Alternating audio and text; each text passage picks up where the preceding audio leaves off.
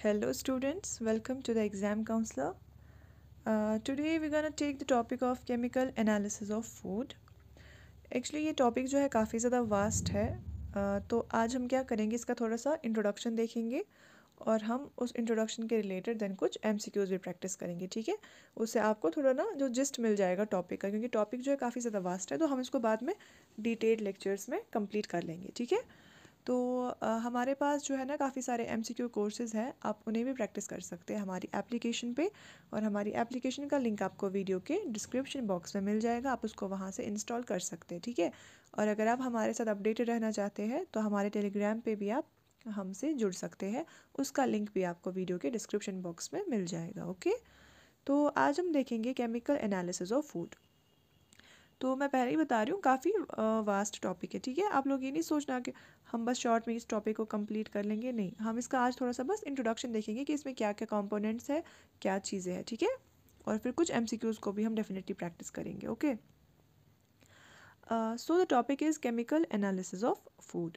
तो chemical analysis अगर हम देखेंगे ना कि किसी चीज़ का एनालिसिस करना, एनालिसिस मतलब जब हम किसी चीज़ का प्रॉपर देखते हैं ना कि इसमें क्या है क्या नहीं है, उस चीज़ को हम बोलते हैं एनालिसिस करना। कि कोई जब हम डीपली किसी चीज़ को स्टडी करें, उसके अंदर की चीज़ें देखें, खोज करें, तो उसको हम बोलते हैं एनालिसिस करना, ना एनालाइज करना चीज़ों को। तो अगर केमिकल एनालिसिस ऑफ फूड है तो उसका क्या मतलब है कि अगर हमारे पास कोई फूड है तो हम एनालाइज करते हैं कि उसमें क्या कंपोनेंट्स है, इसके अंदर कौन से केमिकल्स है। केमिकल एनालिसिस बोल रहा है ना, तो क्या केमिकल्स है इसमें, क्या वो नेचुरल है, क्या आर्टिफिशियली ऐड किए गए हैं, क्या वो इम्पॉर्टेंट है हमारी बॉडी के लिए, क्या वो हमारे लिए हार्मफुल है। तो जो भी उसमें जो भी चीज़ें आती है वो सारा किसके अंडर आता है, हमारा केमिकल एनालिसिस। तो केमिकल एनालिसिस हम करते ही इसीलिए है ताकि हमें पता चले कि हमारे खाने का जो है केमिकल कंपोजिशन क्या है ना। डिटेल्ड स्टडी करते हैं हम, चाहे न्यूट्रिएंट्स है, एडिटिव्स तो नहीं ऐड किए हुए, कंटेमिनेंट्स तो नहीं है इसमें, या फिर और कोई इंपॉर्टेंट कंपोनेंट्स तो नहीं है, केमिकल्स तो नहीं है, तो उन चीज़ों की स्टडी को हम बोलते हैं केमिकल एनालिसिस, ठीक है। तो हम देखते हैं इसमें क्या क्या कंपोनेंट्स आते हैं हमारे, ये काफ़ी ज़्यादा इंपॉर्टेंट है आपके लिए, ठीक है। तो हमारा फर्स्ट इसमें आता है न्यूट्रिएंट एनालिसिस। तो न्यूट्रिएंट हमें वर्ड से ही पता चल रहा है, अगर न्यूट्रिएंट एनालिसिस बोल रहा है तो इट मीन्स कि हम इसमें क्या देखेंगे, क्वांटिफिकेशन ऑफ मैक्रो न्यूट्रिएंट्स। हमें पता है मैक्रो कौन से होते हैं, कार्बोहाइड्रेट्स, प्रोटीन्स, फैट्स और माइक्रो न्यूट्रिएंट्स। माइक्रो न्यूट्रिएंट्स में कौन से आते हैं, हमारे वाइटामिन एंड मिनरल्स। मैक्रो मतलब जो हमें लार्ज क्वांटिटीज़ में चाहिए होते हैं हमारी बॉडी को, और माइक्रो मतलब जो हमारी बॉडी को स्मॉल क्वांटिटीज़ में चाहिए होते हैं, ठीक है। और जो भी अदर एसेंशियल न्यूट्रिएंट्स होंगे जो हमारी बॉडी को ज़रूरत होते हैं या फिर जो हमारे फूड में प्रेजेंट होते हैं, तो उनका एनालिसिस जब हम करते हैं उसको हम बोलते हैं nutrient analysis. Then the second is proximate analysis. तो प्रॉक्सिमेट एनालिसिस क्या करता है, प्रॉक्सिमेट एनालिसिस डिटरमिन करता है मेजर कंपोनेंट्स ऑफ फूड, कि फूड में जो मेजर कंपोनेंट्स होते हैं, मेजर हमें पता है वाटर होता है ना, वाटर तो होता ही होता है सबसे ज़्यादा अमाउंट में, तो वाटर आ गया, या फिर हमारे खाने में प्रोटीन आ गया, या फैट आ गया जो लार्ज क्वांटिटीज़ में होते हैं ना, कार्बोहाइड्रेट्स है, फाइबर है। तो जो भी हमारे खाने में जो कंपोनेंट्स मेजर क्वांटिटीज़ में होते हैं ना, मेजर कंपोनेंट्स जो है, जब उनका हम एनालिसिस करते हैं उसको हम बोलते हैं प्रॉक्सिमेट एनालिसिस, ठीक है। आपको ये टर्म्स याद रखनी पड़ेंगी, प्रॉक्सिमेट एनालिसिस।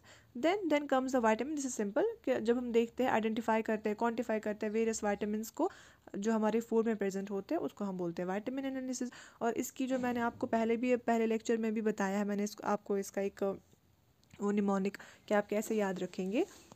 हमारे पास दो टाइप के होते हैं, water soluble and fat soluble. तो फैट सॉल्युबल आप कैसे याद रखेंगे, आपको याद रखना है कीड़ा, KEDA, कीड़ा। कीड़ा होता है ना, सिंपली आपको याद रहेगा कीड़ा, कि vitamin K, vitamin E, vitamin D, vitamin A, these are fat soluble. Then वहाँ बचते सिर्फ दो, बी एंड सी, और वो है हमारे वाटर सॉल्युबल, ठीक है। ये आप ऐसे याद रख देंगे, ओके। तो विटामिन एनालिसिस क्या करता है, हमारे विटामिन्स का जो आइडेंटिफिकेशन या क्वांटिफिकेशन हम देखते हैं हमारे फूड में, वो आता है under vitamin analysis. Then comes the mineral analysis. तो मिनरल एनालिसिस में क्या होगा, जो भी मिनरल्स होते हैं हमारे फूड में प्रेजेंट, जैसे कि कैल्शियम हो गया, iron, magnesium, potassium, sodium, zinc, जो भी मिनरल्स हमारे खाने में प्रेजेंट होते हैं, उनका जब हम करते हैं एनालिसिस तो उनको हम बोलते हैं mineral analysis, simple. Then comes the additive. Additive किस चीज़ को हम बोलते हैं, अगर हम किसी चीज़ को ऐड करते हैं ना किसी चीज़ में, उसको हम बोलते हैं एडिटिव। तो एडिटिव एनालिसिस में क्या आएगा, कि जो भी चीज़ हम खाने में ऐड कर रहे हैं, जो भी फूड एडिटिव्स है, जैसे कि प्रिजर्वेटिव्स हो गए, कलरेंट्स हो गए, फ्लेवर एनहांसर्स हो गए, स्टेबलाइजर्स हो गए। हम अक्सर देखते हैं ना, अगर हम कोई चिप्स का पैकेट लेते हैं तो हम देखते हैं उस पर लिखा होता है, इंग्रेडिएंट्स में लिखा होता है ना, preservatives present, colourants, artificial colourants या आर्टिफिशियल फ्लेवरेंट्स प्रेजेंट। तो उन चीज़ों को हम बोलते हैं एडिटिव्स, जो हम ऐड करते हैं ना एक्स्ट्रा, जो खाने का पार्ट नहीं होते हैं उनको हम ऐड करते हैं। प्रिजर्वेटिव्स आ गए जो प्रिजर्व करने के लिए, या फिर आर्टिफिशियल कलर देने के लिए, या फिर आर्टिफिशियल फ्लेवर देने के लिए। तो जो भी हम वो चीज़ें ऐड करते हैं खाने में उनको हम बोलते हैं एडिटिव्स। तो जब हम एडिटिव्स का एनालिसिस करते हैं, फूड एडिटिव्स का, तो उसको हम बोलते हैं एडिटिव एनालिसिस, ठीक है। Then comes the contaminant. Contaminant हमें पता है जो भी चीज़ होती है जो हार्मफुल होती है हमारी हेल्थ के लिए, जो ख़राब होती है, लाइक एज अ पोल्यूटेंट होती है, उसको हम बोलते हैं ना कंटेमिनेंट। तो कंटेमिनेंट एनालिसिस क्या होता है कि जो डिटेक्ट करता है या क्वांटिफाई करता है various contaminants in our food, जैसे कि खाने में पेस्टिसाइड्स तो नहीं है, हैवी मेटल्स तो नहीं है जो हमारे लिए हार्मफुल होते हैं, जैसे लेड हो गया, मर्करी हो गया, कैडमियम हो गया, या फिर कुछ माइक्रोबियल कंटेमिनेंट्स तो नहीं है, एनवायरमेंटल पोल्यूटेंट्स तो नहीं है। तो इन चीज़ों का एनालिसिस जब करते हैं उसको हम बोलते हैं contaminant analysis. Then comes the allergen analysis. Simple है ये। एलर्जन मतलब जब हम किन चीज़ों का एनालिसिस करते हैं, जो चीज़ें एक ह्यूमन में एलर्जी पैदा करते हैं ना, जो एलर्जिक होते हैं चीज़ें, अक्सर हमने देखा है ग्लूटीन एलर्जिक होते हैं लोग, या फिर लैक्टोस इंटॉलरेंट होते हैं लोग, कुछ लोग नट्स के लिए एलर्जिक होते हैं, कुछ लोग शेल फिश के लिए भी एलर्जिक होते हैं ना, कुछ फिश ऑयल्स के लिए भी एलर्जिक होते हैं। तो काफ़ी चीज़ें होती हैं ना जिन चीज़ों के लिए लोग एलर्जिक होते हैं। तो हम क्या करते हैं ना, हम एनालिसिस करते हैं अब हमारे फूड का, हम देखते हैं कि इसमें कोई एलर्जिन तो नहीं है, जो लोग अक्सर जिन चीज़ों से एलर्जिक होते हैं। तो उन चीज़ों को क्या करते हैं, हम लेबलिंग करते हैं।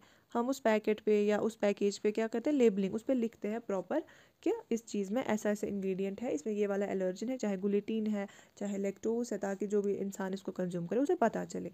इस चीज़ के लिए हम करते हैं फूड का एलर्जिन एनालिसिस, ठीक है। Then comes the methodology. तो क्या मेथोडोलॉजी रहती है हमारी, तो वेरियस मेथड्स होते हैं जिनसे हम क्या करते हैं फूड का एनालिसिस करते हैं, और अलग अलग चीज़ों का हम अलग अलग मेथड से एनालिसिस करते हैं। जैसे कि स्पेक्ट्रोस्कोपी हो गया, जिसमें हम यूवी रेडिएशंस का यूज़ करते हैं, क्रोमेटोग्राफी हो गया, कलरेंट्स का यूज़ करते हैं। क्रोमेटोग्राफी जो है ना उसको हम अक्सर यूज़ करते हैं वाइटामिन के लिए, याद रखना आप। क्रोमेटोग्राफी जो है वो ज़्यादातर किसके लिए यूज़ होती है, वाइटामिन का अगर एनालिसिस करना हो। देन मैस स्पेक्ट्रोमीट्री है हमारे पास, इम्यूनो एसेज है, मॉलिक्यूलर टेक्निक्स है, पीसीआर, पॉलीमरेज चेन रिएक्शंस। तो जो भी मेथड्स है, टेक्निक्स है, इनको हम बाद में हम देखेंगे, हमें इनको काफ़ी डिटेल में पढ़ना है, अभी हम जस्ट इसका इंट्रोडक्शन ले रहे हैं, ठीक है।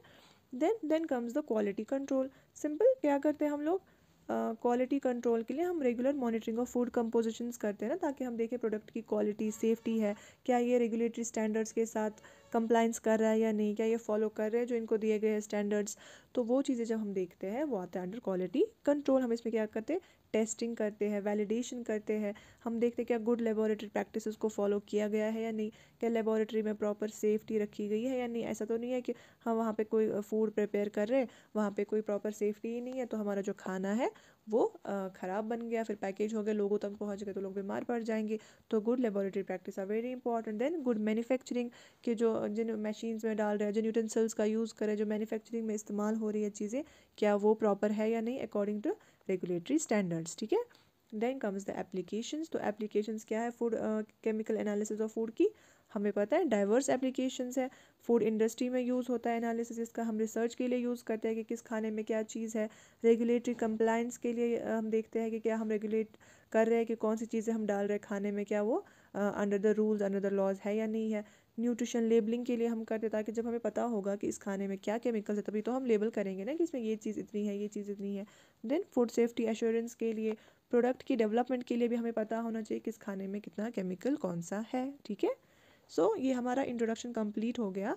हम इसके साथ कुछ MCQs प्रैक्टिस करेंगे, ठीक है। Okay, so question number 1 says nutrient analysis के रिलेटेड है ये। फर्स्ट क्वेश्चन है, what does nutrient analysis primarily aim to quantify in food. हमने अभी देखा न्यूट्रिएंट एनालिसिस क्या करेगा, क्या वो कलर एडिटिव्स देखेगा, क्या वो मैक्रो एंड माइक्रो न्यूट्रिएंट्स का क्वांटिफाई करेगा, क्या वो फ्लेवर एनहेंसर्स को करेगा, या शेल्फ लाइफ प्रिजर्वेटिव्स को देखेगा। तो अगर हम देखेंगे न्यूट्रिएंट वर्ड यूज़ हुआ है तो वो किस चीज़ को क्वांटिफाई करेगा, micro nutrients and macro nutrients, ठीक है। ओके, अगर हम इसका आंसर भी देखेंगे, macro nutrients and micro nutrients, because nutrient analysis focuses on quantifying essential components, जो मैंने आपको पहले ऊपर समझाया हुआ है सेम वही चीज़ है, ठीक है। Then question number 2 says proximate analysis पे है ये, ठीक है। Which component is not typically included in proximate analysis of food, इनमें से कौन सी चीज़ है जो प्रॉक्सिमेट एनालिसिस में नहीं इंक्लूड की जाती। हमने अभी देखा प्रॉक्सिमेट एनालिसिस क्या होता है, जिसमें हम जो मेजर कंपोनेंट्स होते हैं फूड के उनको देखते हैं ना, मेजर कंपोनेंट्स को। तो अगर हम देखेंगे मॉइस्चर कंटेंट मेजर कंपोनेंट है, प्रोटीन कंटेंट मेजर है, फाइबर कंटेंट मेजर है, बट वाइटामिन जो है वो माइनर कंटेंट है। तो प्रॉक्सिमेट एनालिसिस किस चीज़ को नहीं देखता है, that is vitamin content, that's our answer, ठीक है। बाद में आप चाहे तो इसका जो एक्सप्लेनेशन दिया हुआ है आप वो पढ़ सकते हैं, बट जो मैंने आपको अभी समझाया सेम वही चीज़ है इसमें भी, ठीक है। Then question number 3 says which vitamins are categorized as fat soluble. Simple, अभी मैंने आपको जस्ट बताया कि आप क्या याद रखेंगे फैट सॉल्युबल के लिए, कीड़ा। तो अगर हम देखेंगे विटामिन बी एंड सी ये नहीं है, vitamin B12 and folate B ही है, नहीं है। देन ADEA, अगर हम देखें KEDA कीड़ा, ये आ गया हमारा आंसर, ठीक है। Which vitamins are categorized as fat soluble, तो हम बोलेंगे ऑप्शन सी, ओके।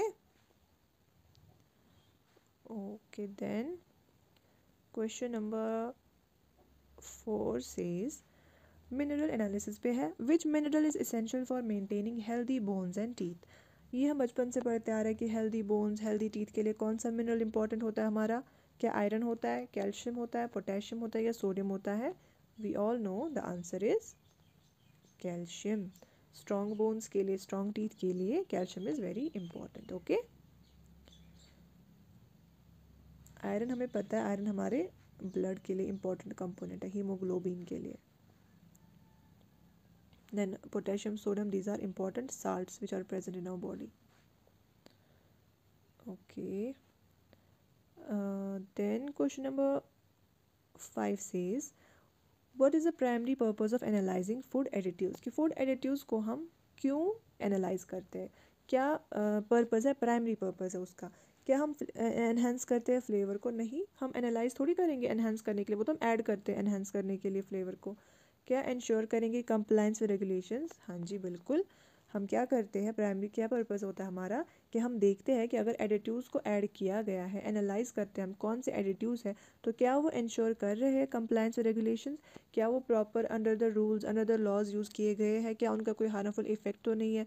तो ये इस चीज़ के लिए हम एडिटिव एनालिसिस करते हैं, okay. So the answer is option B, okay. So question number 6 is which of the following is not considered a food contaminant, इनमें से कौन सा है जो फूड कंटेमिनेंट नहीं है। क्या पेस्टिसाइड एक फूड कंटेमिनेंट है, हाँ हमें पता है पेस्टिसाइड फूड कंटेमिनेंट होता है क्योंकि हमारे लिए हार्मफुल होता है। Then option B says vitamins, then heavy metals, then microbial contaminants. तो हमें पता है हैवी मेटल्स भी कंटेमिनेंट्स होते हैं, माइक्रोबियल कंटेमिनेंट्स तो है ही कंटेमिनेंट। देन वाइटामिन है जो कंटेमिनेंट नहीं होता, जो हमारे लिए काफ़ी यूजफुल होता है। So answer is vitamin, okay. Then question number 7 says why is allergen analysis crucial in food safety. पूरा जो एलर्जिन एनालिसिस करते हैं, जो मैंने आपको बताया कि एलर्जीज़ के लिए, जो लोगों को एलर्जीज़ हो जाती है, चाहे ग्लूटीन की एलर्जीज़ होती है कुछ लोगों को लेक्टोस इंटॉलरेंस होती है, कुछ को नट्स के लिए होती है एलर्जीज़। तो उन चीज़ों का जो एनालिसिस है हम किस चीज़ के लिए करते हैं, कि वो क्यों ज़रूरी है हमारे लिए, क्यों ज़रूरी है। टू एनहेंस फ्लेवर, नहीं। टू मॉनिटर शेल्फ लाइफ, बिल्कुल भी नहीं। To prevent allergic reactions, yes, क्योंकि एलर्जीन का एनालिसिस हो रहा है तो फिर किसके लिए करते हैं, ताकि लोगों को एलर्जिक रिएक्शंस ना हो, okay.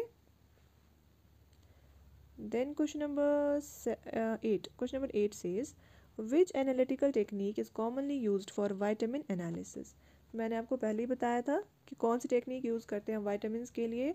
So mostly vitamin are analysed by chromatography. Chromatography technique is used for vitamin analysis. ये सारे जो है ना मेथड्स आपको डिटेल में पढ़ने हैं, हम आगे पढ़ेंगे इनको डिटेल में, ठीक है। It was just an introductory topic, okay. So question number 9 says what do good laboratory practices ensure in food analysis, कि good laboratory practices जो है उनकी वजह से क्या इंश्योर होता है फूड एनालिसिस में, क्यों करते हैं हम गुड लेबोरेटरी प्रैक्टिसेस को अडॉप्ट। एफिशिएंट प्रोडक्शन के लिए, नहीं, प्रोडक्शन के लिए बिल्कुल भी नहीं है। क्या लेबोरेटरी की सेफ्टी के लिए, हाँ जी बिल्कुल। क्योंकि जब तक लेबोरेटरी में सेफ्टी नहीं होगी तो हमारा खाना सेफ़ कैसे बनेगा। तो इसलिए गुड लेबोरेटरी प्रैक्टिसेस हम यूज़ करते हैं लेबोरेटरी की सेफ्टी के लिए। हमारे जो बाकी ऑप्शंस थे, कस्टमर सेटिस्फैक्शन, मार्केट कंपटीशन, नहीं, उसमें लेबोरेटरी जो गुड प्रैक्टिसेस है उनका कोई यूज़ नहीं है। ठीक है। Then question number 10 says in which area does chemical analysis of food play a role in product development. कि इनमें से कौन सा एरिया है जिसमें केमिकल एनालिसिस ऑफ फूड जो है वो इंपॉर्टेंट रोल प्ले करता है एक प्रोडक्ट की डेवलपमेंट के लिए। Regulatory compliance, nutrient labelling, okay, इसमें एक पंगा हो गया है एक्चुअली। इसमें शायद कुछ टाइपिंग मिस्टेक हो गई है, सॉरी फॉर दैट। तो इसमें जो है ना कि सारे ही ऑप्शंस करेक्ट है, तो यहाँ पे एक और होना चाहिए ऑल ऑफ दीज, क्योंकि हमने पहले पढ़ा था ना एप्लीकेशंस में कि केमिकल एनालिसिस की क्या एप्लीकेशंस है। रेगुलेटरी कंप्लायंस के लिए भी हम कर रहे हैं ताकि जो खाना है वो proper according to rules, according to law बना हो। न्यूट्रिएंट्स लेबलिंग के लिए भी कि अगर इसमें क्या क्या इंग्रेडिएंट्स हैं हम वो लेबल करते हैं, जब केमिकल एनालिसिस होगा तभी हमें पता चलेगा। फूड सेफ्टी अश्योरेंस के लिए भी कि फूड सेफ़ है या नहीं, और न्यू प्रोडक्ट फॉर्मुलेशंस के लिए भी, जब हमें पता होगा किस खाने में क्या है तभी तो न्यू प्रोडक्ट्स बनेंगे ना। ठीक है, तो इसमें क्या हमारा आंसर होगा ऑल ऑफ दीज, ये सारे ही है इम्पॉर्टेंट फॉर प्रोडक्ट डेवलपमेंट। ठीक है, तो इसके साथ जो है हमारा आज का लेक्चर फिनिश होता है। तो इसके बाद हम आपके डिटेल लेक्चर्स लेके आएंगे बाद में। फ़िलहाल आप MCQs प्रैक्टिस करते रहे। ठीक है, ओके, खुदा हाफिज़।